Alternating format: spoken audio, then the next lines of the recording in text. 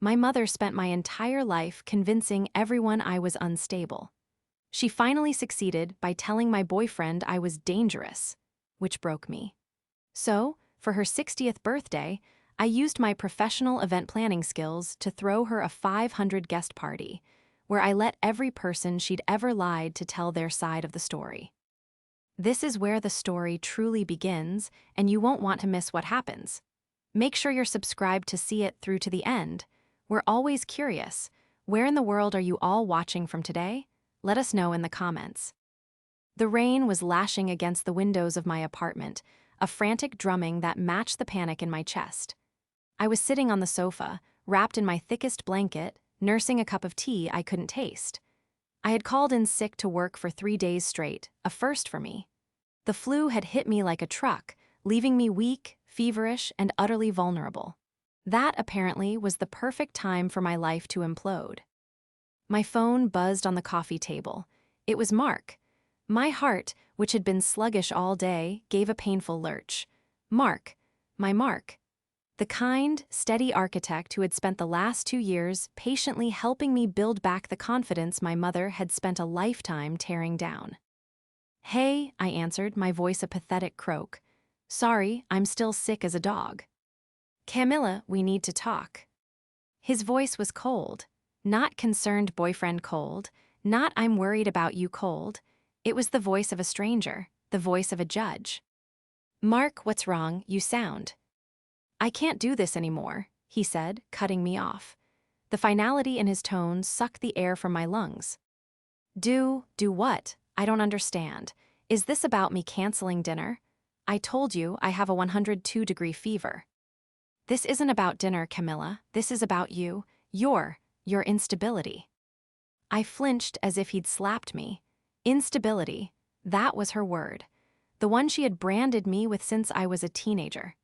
The one she whispered to relatives when I got upset, the one she murmured to friends when I tried to set boundaries. "Where did you hear that word?" I asked, my voice barely a whisper. "It doesn't matter where I heard it. It's true, isn't it? I've seen the episodes. I've seen how you get." How I get? My mind reeled.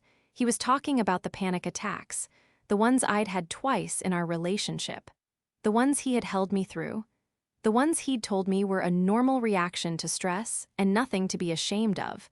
Now, they were episodes. "Camilla, I know things," he said, his voice dropping. "I know about the things you've done, the danger. I can't be with someone who is, well, who is dangerous." "Dangerous?" The word hung in the air, heavy and poisonous. It was a word so monstrous, so far from who I was that I couldn't even process it. I was a corporate event planner. I organized galas for 2,000 people. I managed million-dollar budgets and coordinated teams of 50. I was the most obsessively organized, responsible, stable person I knew. "Dangerous? Mark, who have you been talking to?" I already knew the answer. The question was just a formality. There was a long, terrible silence. I could hear him breathing on the other end. "I spoke to your mother," he finally admitted, and the shame in his voice was thick. "She called me. She was worried. She told me I needed to be careful, that you have a history." "A history of what?" I demanded, the fever and the shock making my voice shake. "A history of her lying about me, a history of her sabotaging every good thing in my life." "Stop it, Camilla, that's exactly what she said you'd do," he shouted. "She said you'd twist it, that you'd blame her, that it's part of the condition. She said you can't see the truth. She's worried you're a danger to yourself, and to others." He actually believed her. After 2 years of knowing me, of living with me, of loving me, one phone call from Genevieve was all it took. One conversation with my polished, charming, socialite mother, and I was no longer the woman he loved. I was a liability, a threat. "So that's it?" I asked, the fight draining out of me, replaced by a cold, familiar emptiness. "She wins just like that." "This isn't about winning or losing," he said, his voice softening into that awful, condescending pity I hated even more than the anger. "This is about me protecting myself. I'll drop your things off at your building's concierge tomorrow. Please don't call me. My mind is made up. The line clicked. I stared at the phone, my hand frozen in midair. The rain hammered the glass. The teacup was cold. I was alone. Again, she had done it again. She had taken the best thing in my life, the one person I thought was finally safe from her, and snuffed him out like a candle. I thought about my high school boyfriend, Leo, who she'd convinced I was too needy. I thought about my college boyfriend, who she'd told I was seeing other people. But this was new. This was an escalation, unstable, dangerous. These weren't just meddling lies, they were character assassination. They were words designed to isolate me completely. I leaned back against the cushions, the fever making the room spin. I felt a coldness spread through my chest that had nothing to do with the flu. It was the ice-cold realization that this would never stop. As long as my mother was in my life, I would never be allowed to be happy. The betrayal was worse than the diagnosis itself. The 2 weeks after Mark's call were a blur of gray. The flu eventually receded, but it was replaced by a hollow-chested exhaustion that felt worse. I went back to work, my professionalism a mask I put on at 8 a.m. and took off at 6 p.m. My team, used to my high energy, tiptoed around me. "You still look pale, Camilla," my assistant said, her eyes full of concern. I just nodded and kept color-coding the spreadsheets for the spring charity gala. Work was the only place my instability was an asset. My obsession with detail, my need for control, my ability to anticipate every possible problem, they called it genius. My mother called it a condition. Mark, true to his word, had the concierge bring up a single, neatly taped box. It was shockingly small. 2 years of my life, reduced to a toothbrush, 2 t-shirts, a framed photo of us in Napa, and the spare key to his apartment. He hadn't even had the courage to bring it himself. He had been so thoroughly convinced of my danger that he couldn't even face me to return my belongings. My father, Arthur, called once. "Camilla, your mother said you and Mark had a bit of a tiff." A tiff, that's what she'd called it. She destroyed my relationship, Dad. She told him I was dangerous. I heard him sigh, the long-suffering, weary sound of a man who had chosen peace over truth decades ago. "Now, honey, you know your mother, she worries, she gets ideas in her head. She just wants what's best for you. She said Mark seemed unreliable." "She's the one who's unreliable," I snapped, my patience gone. "And you just let her, you've always let her." "Don't speak to me like that, young lady," he said, his voice hardening. The enabler shield was up. "I'm just calling to check on you. Genevieve is very upset. She thinks you're the one overreacting." "Of course she does," I said and hung up. The final, inevitable call came a few days later. My mother's name flashed on the screen, Genevieve. I stared at it, my thumb hovering over the decline button. But I knew she would just keep calling, or worse, show up. I had to answer. I had to hear the performance. I took a deep breath and picked up. "Hello, Mother." "Camilla, darling, you finally answered." Her voice was bright, breezy, like she was calling to discuss the weather, not a trace of guilt. "I've been so worried. Arthur said you were upset. How are you feeling, sweetie? Is that awful flu gone?" "I'm fine," I said, my voice flat. "Oh, good. You know, I was just talking to Mark's mother at the club." "Don't," I interrupted, my voice sharp as glass. "Don't you dare." The line went silent. The fake cheer evaporated. Her voice, when it returned, was cold and sharp. "I don't know what you think you're implying, Camilla. I had a very pleasant conversation with Mark. A very enlightening one. It's a shame, really. I had such high hopes for him, but it seems he finally saw what I've been trying to protect you from. He saw that you're a lot to handle." "The only thing I'm a lot to handle for is you, Mother. You can't stand it when I'm happy. You can't stand it when someone else is the center of my world." "That is a vicious, ugly thing to say," she hissed. "I am your mother. Everything I have ever done has been to protect you. You are fragile, Camilla. You always have been. You get these wild ideas, these intense emotions. It's not normal. It scares people. It scared Mark. It's not my fault he was smart enough to see it." She was so good. She was a master. She had already rewritten the narrative. In her story, she was the concerned matriarch, and Mark was the astute observer who had escaped the clutches of a fragile, unstable, dangerous daughter. "You won't get away with this," I whispered, more to myself than to her. She actually laughed, a short, sharp, dismissive sound. "Get away with what, darling? Warning a nice young man that my daughter has challenges? I call that responsible parenting. Now I'm calling for a reason. My 60th birthday is in 6 months. It's a very important milestone, and I expect you to be there, and I expect you to be pleasant. We can put this all behind us. It's time to be a family." It's time to be a family. The words she used to sweep her emotional wreckage under the rug. I stared at the wall, at the framed photo of Mark and me that I hadn't had the heart to take down.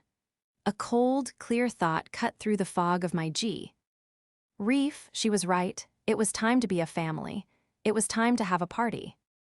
"A 60th birthday," I said, my voice changing. The weakness was gone, replaced by something else, something hard and clear. "You're right, Mother, that is a major milestone." "Well, I'm glad you agree," she said, sounding mollified, sensing her victory. "I'll be planning something at the country club, of course." "No," I said, "the club is tacky. It's not special enough for you. For your 60th, you deserve something bigger, something memorable." "Oh," the interest in her voice was immediate. Her ego was piqued. "What did you have in mind?" I looked at my laptop, still open to the gala spreadsheet. I thought about my contacts. The caterers, the venues, the florists, the audio-visual teams, the entire arsenal of my profession. "Let me plan it," I said, my voice smooth and professional. "As my gift to you, a massive party. Everyone you know, 500 people easily, at the Grand Imperial Ballroom. I'll handle everything. You won't have to lift a finger." There was a long pause. I could hear her mind working, calculating. The social triumph, the glory, the sheer, unadulterated vanity of it all. And best of all, her unstable daughter would be footing the bill and doing all the work, the ultimate proof of her control. "Camilla," she finally breathed, her voice thick with pleasure. "That is the most wonderful idea you've ever had. It's so generous, especially after, well, it shows you're maturing. Yes, yes, I accept." "Good," I said. "I'll start making calls tomorrow. I'm going to make it a night you will never, ever forget." We hung up. I stood in my silent apartment, the gray light of the afternoon fading. She thought I was giving her a gift. She thought this was me, broken and crawling back, proving my stability through an act of service. But she had forgotten one crucial thing. She had forgotten who I was. I wasn't just her fragile daughter. I was one of the top event planners in the city. I didn't just throw parties. I created experiences. I managed narratives. And I was about to plan the single most important event of my career. To understand my mother, Genevieve, you have to understand the world she built around herself. She was a queen, and our small, affluent town was her kingdom. Her profession was being Genevieve. She was the permanent chair of the hospital's charity board, the head of the Historical Society's Preservation Fund, and the unofficial gatekeeper of local high society. She was beautiful, with a sleek silver bob, impeccable style, and a smile that could charm a new wing for the art museum. But behind that smile was a will of iron, and a deep, coiling narcissism that demanded to be the center of every story. And I, her only child, was her greatest failure and her most useful tool. My entire life was a series of sacrifices for her narrative. When I wanted to play soccer, she insisted on ballet. "It's more graceful, darling. Soccer is so aggressive. It's not a good look for you." When I won the state science fair, she smiled for the photos but later told me, "You shouldn't seem too smart, Camilla. It's intimidating to men." Every boyfriend was a threat. She didn't just disapprove, she systematically dismantled. My high school love, Leo, was the first real casualty. He was a musician, gentle and funny, and he was the first person who told me my mother's suggestions sounded a lot like bullying. I made the mistake of repeating this to her. A week later, Genevieve ran into Leo's mother at the grocery store. I found out later she'd spent 20 minutes in the produce aisle, voice dripping with fake concern. wondering if Leo was aware of my emotional issues and how deeply fragile I was. "I just worry he'll say the wrong thing and send her into a spiral," she'd said. Leo, whose own family was a mess, got spooked. He told me I had too much baggage. I was 17. Then came college, then graduate school. With every small success I had, her sabotage became more insidious. She'd forget to pass on important messages. She'd accidentally mention to my new friends that I'd had a tough time in high school, implying a mental breakdown that never happened. She was planting seeds of doubt everywhere I went. My profession was my one true escape. In the high-stakes world of corporate event planning, my challenges were my superpowers. My intensity was passion. My obsessive nature was meticulous attention to detail. My instability was the creative fire that allowed me to juggle 1,000 moving parts. I was good at it. I was successful. And I had built it all by myself, far away from her social circle. Then I met Mark. He was an architect, stable, kind, logical. He was everything she claimed to want for me, but he was also mine. He loved me. He saw my drive and called it brilliant. He saw my anxiety about my mother and called it justified. He was building a wall around me that she couldn't penetrate. So she picked up a sledgehammer. The unstable and dangerous lie was a masterstroke. It didn't just target me, it targeted him. It played on a man's desire to be a partner, not a caretaker. It was precise, cruel, and utterly effective. That was Genevieve, polished, generous, and charming on the outside. But on the inside, she was a saboteur, desperate to keep me small, dependent, and alone. Because if I was happy and successful on my own terms, what did she have left to fix? If I wasn't her fragile daughter, who was she? She wasn't just a mother. She was a puppet master. And now, she had handed me the strings. For 6 months, I became the perfect, devoted daughter. I met her for weekly planning lunches at the club. I presented her with binder tabs, fabric swatches, and font choices for the invitations. "Oh, Camilla, this is exquisite," she gushed as I showed her the embossed, cream-colored cardstock. "The gold leaf is divine." "Only the best for you, Mother," I said with a serene smile. Her primary concern, of course, was the guest list. She handed me her personal address book, a thick, leather-bound volume filled with 500 names. The political, the wealthy, the important. "This is the core list, of course," she said, tapping it with a manicured finger. "Everyone who matters. I want them to see. Well, I want them to see how a real celebration is done." "Of course," I said, taking the book. "I'll start with these, but I think we should expand it, make it a real reunion. I was thinking, what about some of your old friends, the ones you've lost touch with?" "Oh, darling, I haven't lost touch," she said dismissively. "People drift, you'll understand when you're older.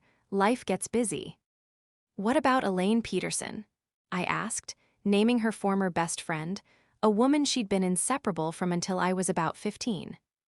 Genevieve's smile tightened. "Elaine, goodness, I haven't thought about her in years. She became so difficult, very needy." "And the Millers, your old neighbors." "Dreadful people, they had no taste. We just grew apart." "Right," I said, making a note on my pad. "Well, I'll see if I can track them down. It would be such a lovely surprise for you to see them again." If you must," she said, clearly bored by the idea. Her focus was on the A-list she wanted to impress, not the B-list she had already discarded. She had no idea that her B-list was about to become my star witness list. She was so blinded by her own ego, so wrapped up in the vision of her grand party, that she couldn't see the trap being laid. She saw my meticulous planning as penance. She saw my efficiency as me trying to earn back her love. She didn't see it as the weapon it was. But she had forgotten one crucial thing: I was her daughter. I had learned how to manage a difficult, demanding, narcissistic client at her knee, and now I was planning her goodbye party. The shift from victim to strategist was absolute.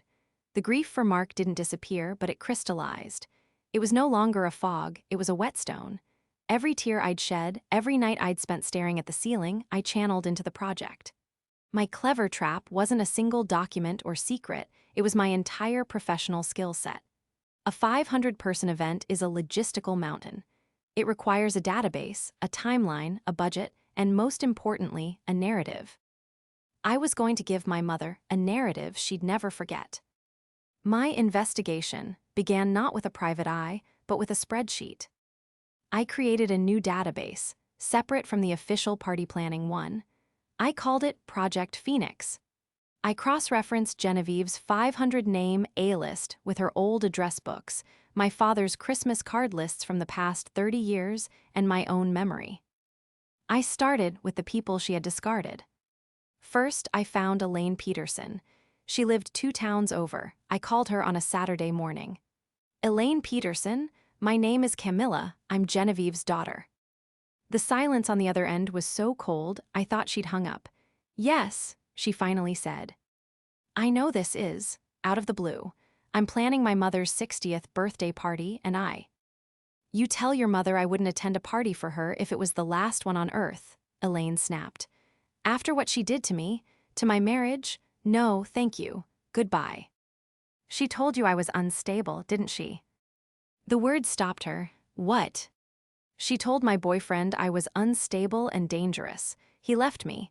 I found an old letter from you to my dad after you and my mom stopped talking. You said she planted poisonous seeds. That's what's happening to me. She's been doing it my whole life. Another long silence. Oh, you poor girl, Elaine whispered, and the ice in her voice melted into a deep, familiar sorrow. She didn't just plant seeds. She told my husband I was having an affair with our contractor. She was jealous, I think, that I was redoing my kitchen and she wasn't. It almost ruined us. By the time Jim and I figured it out, she had already poisoned the entire friend group against me. She told everyone I was erratic and prone to fantasies. It was 15 years ago, and I still haven't recovered. We talked for an hour. I typed every word into my database. Next, I found the Millers. My mother had dismissed them as having no taste. I remembered them as warm, kind people who had a son my age. I found Mrs. Miller on social media. I sent her a message. She, too, remembered my mother. She told us we were bad influences on you, Mrs. Miller wrote back. She told us our son, who just had a crush on you, was too aggressive and that she was worried for your safety. Your mother told the entire neighborhood we had money problems and were trying to use your family. We were humiliated. We moved a year later. The pattern was identical. The language was the same. Unstable, erratic, dangerous, difficult, needy. She had a script. My most important call was to Leo, my high school boyfriend, the gentle musician. I found him through a band website. We hadn't spoken in 15 years. Camilla, he sounded shocked to hear from me. Wow, this is a blast from the past. How are you? I'm planning my mother's 60th birthday party, I said. He laughed. Well, that's a brave thing to do. Is she still? Yes, I said. Leo, I have to ask you something. When we broke up, you said I had too much baggage. Did my mother ever talk to you, or your mom? He went quiet. Oh man, Camilla, yeah, she did. She cornered my mom at the supermarket, told her you were deeply fragile and had emotional issues and that I was, I don't know, triggering you. My mom freaked out. She told me I had to end it. I was 17, I was an idiot, I ran. I am so sorry. Don't be, I said, my hand tightening on the receiver. You're not the only one, she just did it again. To a man I was going to marry. She's a monster, he whispered. I know, I said. Which is why I'd like to fly you out for her party. First class. All expenses paid. I'm not just inviting her friends, Leo. I'm inviting everyone who has a story, and I'm giving them a microphone. This time, the silence was one of pure, dawning comprehension. My God, he said. Camilla, you are brilliant. I'm an event planner, I said, and I'm inviting you to be a keynote speaker. The investigation consumed me. I hired a temp to handle the basic logistics for my actual job. My nights and weekends were Project Phoenix. I found my father's estranged brother, who Genevieve had cut off after accusing him of trying to steal from their parents. I found 3 of her former friends from the charity board, all of whom she had systematically ousted with lies and rumors. The list of victims grew. The 500 guest list was no longer just her A-list. It was a 50-50 split. Half were her prized socialite friends, the other half were the ghosts of her past. The RSVPs came pouring in. Genevieve was ecstatic. "Everyone is coming, Camilla. Everyone. The Sinclairs are flying in from London. This is going to be the party of the decade." "It will be," I promised her, sealing the envelope for Leo's plane ticket. "It really will be." The planning phase was my fortress. I was so deep in logistics, managing caterers, AV teams, and a sprawling, secret-filled spreadsheet that I could keep the emotional trauma at bay. Genevieve, for her part, was a dream client. Blinded by the sheer scale of her own impending triumph, she agreed to everything. "A 20-foot video screen, Camilla, isn't that a bit much?" "It's for the tribute, Mother. We need to do it justice. We'll have a rolling slideshow of photos from your life. It will be stunning." "Oh, well, yes, stunning, I like that." She had no idea the tribute would have multiple speakers, or that the AV team had instructions to spotlight a podium, not just the screen. The first confrontation wasn't with my mother, but with my past. I met with Leo a week before the party. He flew in early, just as I'd asked. We met at a quiet hotel bar, and the moment I saw him, it was like 15 years evaporated. He still had the same kind eyes. "Camilla," he said, standing up to hug me. It was awkward for a second, then warm. "You look incredible and also terrified." "A good event planner is always terrified," I smiled, sitting down. "Thanks for coming, Leo. It means, well, you know what it means." "I wouldn't miss this for the world," he said, his expression turning serious. "I read the file you sent." I had compiled a briefing packet, a simple, spiral-bound book containing the anonymized, summarized stories of Elaine Peterson, the Millers, my uncle, and a dozen others. Just the facts, just the pattern. "She used the same words," Leo said, shaking his head in disbelief. "Fragile, erratic, prone to fantasies. It's like a script." "It is her script," I said. "It's how she isolates people. She makes them the problem, so she never has to be." "And Mark?" he asked gently. My throat tightened. He was the last straw, Leo. She called him dangerous. She told him I was dangerous.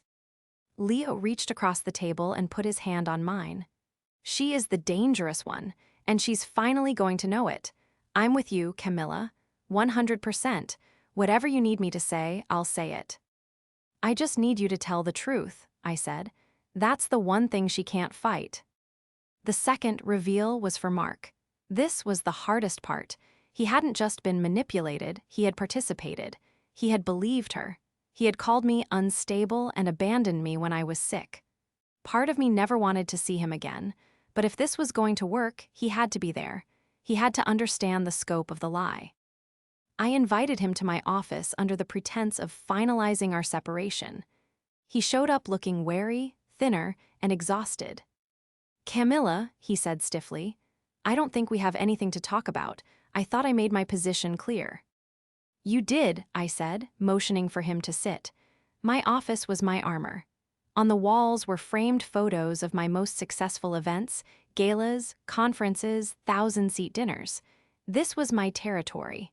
"But I have something for you." I didn't speak. I simply slid one of the spiral-bound briefing packets across my mahogany desk. He looked at it confused. "What's this?" "It's my history," I said. "The one my mother was so worried about, the one you were so quick to believe."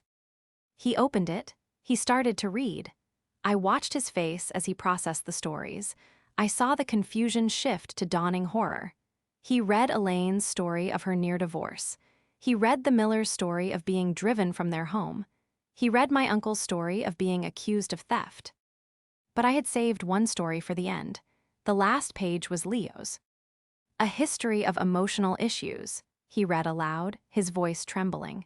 "Told his mother she was fragile and too needy. This is This is from 15 years ago. That was my high school boyfriend, I said, my voice cold and steady. The one she drove away before you, and there was one before him, and one after.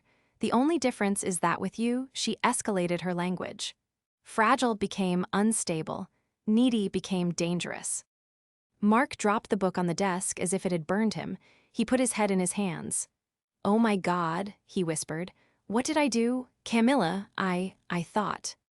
"You thought what?" I asked, the ice in my voice cracking. "That the woman you loved for 2 years was suddenly a violent threat. Did that really make more sense than the alternative? That my mother, a woman you knew I had a difficult relationship with, was a liar?" She was so convincing," he choked out, looking up at me, his eyes filled with a desperate, sickening shame. "She cried. She said she was terrified for you, that you were spiraling. She said you needed professional help and that I was enabling you by pretending it wasn't happening. She made me feel like I was the bad guy if I stayed." "Welcome to the club," I said. "That's her specialty." "Camilla, I am so sorry. I don't need your apology, Mark," I said, standing up. "I need your testimony. My mother's 60th birthday is this Saturday. I've invited 500 people. Half of them are from her A-list. The other half are in that book. I'm inviting you too." He looked up confused. "An invitation, you want me, at her party?" "I want you to be there. I want you to see what you were a part of. And then, I want you to tell your story, along with everyone else." He stared at me, finally understanding. The architect's mind was seeing the blueprints. You're not throwing her a party," he breathed. "You're setting a trap." "I'm an event planner," I corrected him. "I'm changing the narrative." I handed him a crisp, gold-leafed invitation. "Black tie, 7 o'clock sharp, don't be late." He took the invitation, his hands shaking. He was broken, but it was a break of his own making. He had chosen to believe the polished lie over the complicated truth. Now, he had to face the consequences. The week of the party was a blur of controlled chaos. As the event planner, I was flawless. I confirmed the 20-piece orchestra. I finalized the 5-course menu and the ice sculpture, a giant 60. I walked the grand imperial ballroom with my AV team, checking every light, every speaker, every sightline to the podium. As the strategist, I was terrified. Genevieve had become difficult. Now that the date was close, her excitement had curdled into micromanaging anxiety. She called me 10 times a day. "Camilla, are you sure about the silver tablecloths? Don't you think gold would be warmer?" "The flowers are blush and cream, Mother. Silver provides contrast. Gold will clash." I suppose, and the guest list. I was looking at the seating chart. You real. Why found Elaine Peterson? Where did you even dig her up? My heart hammered. I found her on social media. I told you, I thought it would be a lovely surprise, a reunion of old friends. "She is not my friend," Genevieve snapped. "She was always so, grasping, and you have her at a table near the front. Put her in the back, near the kitchens." "I can't, Mother. The charts are already printed. It would be a logistical nightmare to change it now." "Don't worry, you'll be too busy to even notice her." I suppose," she huffed, but the seed of suspicion was planted. She didn't know what was wrong, but she could feel something was off. Her control was slipping.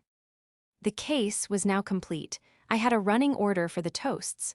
I had prepared my speakers: Leo, Elaine, my uncle David, and Mark. They were all staying at the same hotel, under a block of rooms I'd booked for event staff. I met with them one last time in the hotel's conference room. "She's going to try and shut us down," Elaine said, nervously wringing her hands. "The moment she figures out what's happening, she'll make a scene." "Of course she will," I said, pacing in front of them. "That's the point. The A-list, the mayor, the Sinclairs, her entire charity board needs to see the real Genevieve, not the polished socialite, the cornered, desperate manipulator." "What about your father?" my uncle David asked quietly. He hadn't seen his brother, Arthur, in a decade. "He's the weakest link," I admitted. "He will try to keep the peace. He will try to silence us to protect her. He will side with her. You all need to be prepared for that. Mark, who had been silent the entire meeting, finally spoke. He won't be the only one. Her friends will defend her. They'll call us liars. They'll say they'll say we're unstable. That, I said, stopping my pacing, is where I come in. She spent a lifetime attacking us one by one in the dark. She isolates us and calls us liars. She can't do that when we are all in the same room, telling the same story. But she will try to discredit me. She will paint this as the act of a troubled, vindictive daughter. And that's where you come in, Mark. He looked at me, his eyes full of pain. What do I do? You're the most recent victim, and you're the one who believed her. You are the irrefutable proof.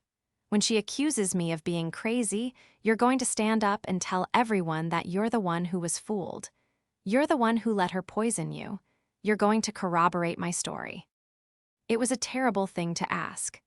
I was asking him to publicly humiliate himself, to admit his own weakness, his own gullibility, in front of 500 people.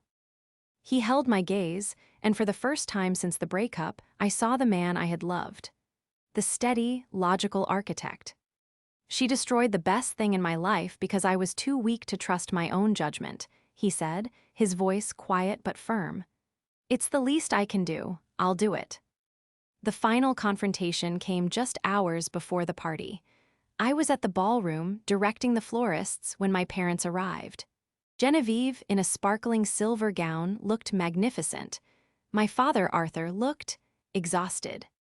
Camilla, Genevieve trilled, gliding across the floor. It's perfect. It's better than I imagined, the ice sculpture, the orchestra. I'm glad you like it, Mother, I said, clipboard in hand. Like it, I love it, all my friends are here. This is truly the most wonderful gift. She actually pulled me into a hug, a stiff, papery kiss on my cheek. It was all for show. The orchestra members were watching.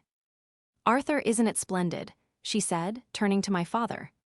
It's a lot, Jen, he murmured, adjusting his bow tie. He looked around, his eyes wide with a sort of dread. He was a quiet man. This much attention made him nervous. He caught my eye and I saw a flicker of something. Was it pride or was it fear? Oh, stop being a bore, Arthur, Genevieve said, tapping his arm. Now, Camilla, the seating chart, I saw Mark's name on it. I thought you had more class than that. Her voice was low, vicious. Mark, my ex-boyfriend, at my table. He's at table 14, I said calmly, and I invited him. You what? Her eyes narrowed. Why, in God's name, would you invite that man after he broke your heart? Or, wait, is this your pathetic attempt to win him back in front of all my friends? Camilla, you will not embarrass me tonight. Not tonight. He's here as a guest, Mother, just like everyone else. I want him gone, now. No, I said. It was the first time in my life I'd used that word with her and truly meant it. Her face, so beautifully made up, went rigid. What did you just say to me? I said no. The guests have been seated. The dinner is starting. I will not be removing him. You ungrateful, she started, her voice rising, but just then the mayor and his wife walked up. Genevieve's face snapped. Ed back into her perfect, charming smile. Mr. Mayor, delighted you could make it. Don't you just love what my daughter has done with the place?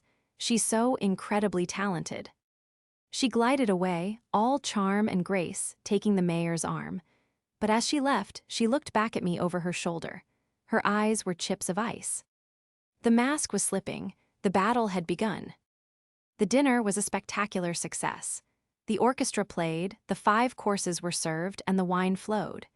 Genevieve was in her element, floating from table to table, accepting compliments, her charm turned up to its highest setting. She was the queen holding court. She skillfully avoided table 14, where Mark sat, and table 9, where Elaine and Leo were seated. She was a master of managing her own reality. My father, Arthur, sat at the head table, looking pale and saying little. I sat beside him, cool and professional, occasionally checking my watch and signaling to my AV team. At 9:30 p.m., the dessert plates were cleared. I stood up and walked to the podium. A spotlight hit me, the orchestra quieted. Good evening, everyone, I said, my voice ringing clearly through the ballroom. For those of you who don't know me, I am Camilla, Genevieve's daughter, and I am the planner for this incredible evening. A polite, warm applause.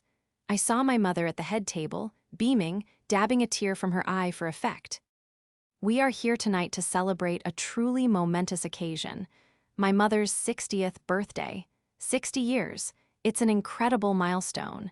And when I thought about what kind of gift to give her, I realized, what do you give the woman who has everything? The answer, I decided, was a story. Her story. I gestured to the 20-foot screen behind me. Tonight, we're not just having toasts. We're having let's call it a This Is Your Life, Genevieve celebration. I have invited people from every corner of her life to come up and share their memories, to tell the story of the Genevieve they know. My mother's smile became positively radiant. She loved this. She thought she was about to be showered in public praise. So, to start us off, I said, I'd like to invite up someone from my mother's and my past, someone I haven't seen in 15 years. Please welcome Leo. The spotlight swung from me to table 9. Leo stood up and walked to the podium. I saw my mother's face. The smile faltered, her eyes narrowed. Leo, my high school boyfriend, what was he doing here? Leo took the podium. Good evening. As Camilla said, my name is Leo. I dated Camilla in high school, which means I also got to know her mother, Genevieve. Genevieve's face was tightening. My father looked confused. Genevieve, Leo continued, his voice steady, was always very involved. And one day she told my mother that her daughter Camilla was deeply fragile and had emotional issues. She said I was triggering her.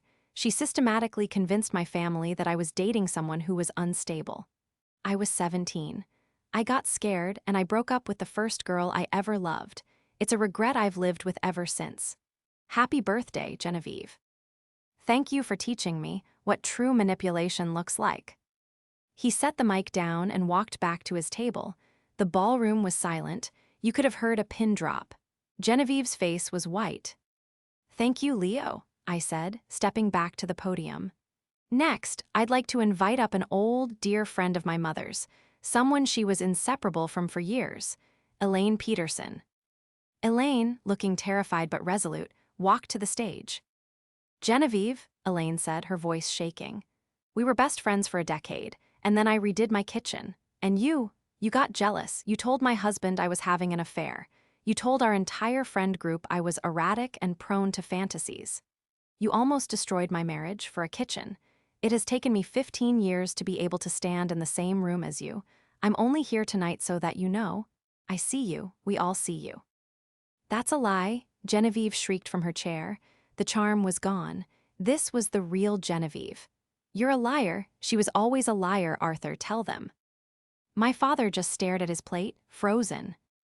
And now, I said, my voice cutting through the tension, a word from someone you all know. My uncle, my father's brother, David.